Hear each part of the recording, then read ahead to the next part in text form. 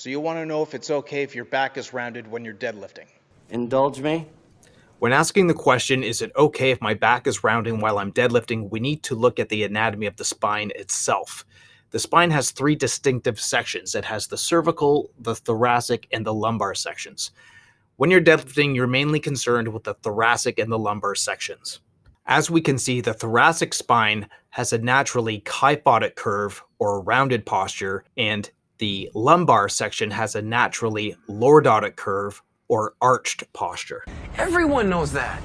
We can further see this in the shapes of the vertebral bodies themselves.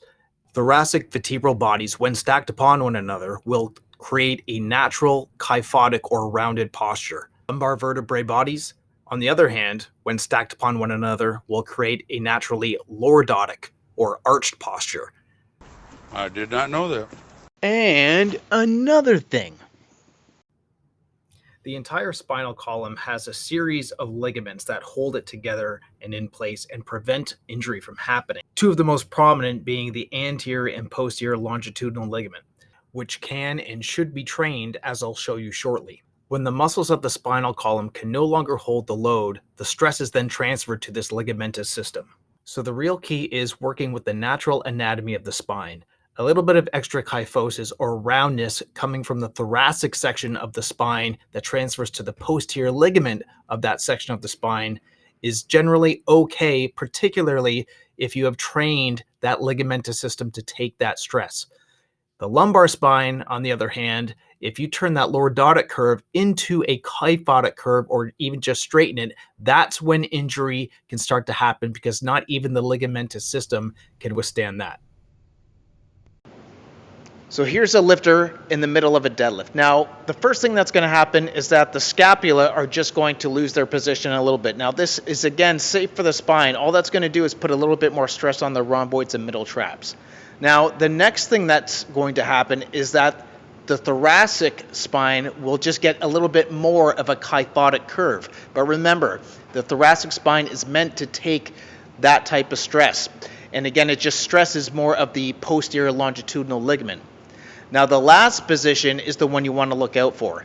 This is when the lower back or the lumbar spine loses its lordotic curve and goes into a kyphotic curve or starts to straighten out, and the pelvis tucks under, and that's where your lower back becomes like a Pez dispenser shooting out discs. And before you ask, is this lifter wearing tight jeans?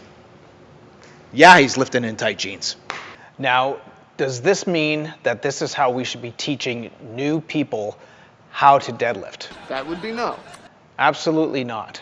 In fact, we teach people how to deadlift with a flat or straight back with a stick such as this.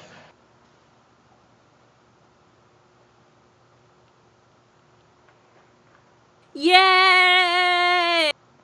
But as you can see, even when we teach that posture, it's not actually a flat back or a straight back. What is straight is the connecting points from the back of the head or the cranium connected to the thoracic spine and down to the sacrum.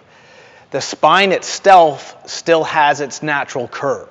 So the old saying to lift with a flat back or a straight back is actually sort of misleading. The spine is never actually straight or flat. It's just the connecting points that are flat or straight.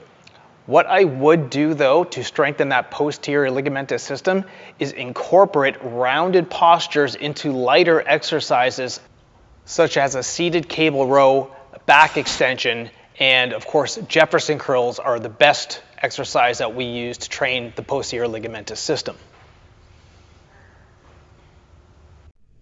And now I'm in the sauna. You got to make these videos when you can, you know. So anyways, I hope that gives you some insight and food for thought on the topic of a rounded back when you're deadlifting. If you start to lift heavy enough and you go into powerlifting or anything like that, it's going to happen sooner or later. So again, my advice is to get as best as you can with a straight back and then to coach the ligamentous system to take that type of load with the supplemental exercises that I showed in this video. And remember, your time is valuable, so if you like to take away a lot of education and action points within a short period of time, subscribe to this channel because typically we do educational videos in around 5 minutes. That's it for today's video, guys. Stay strong and free.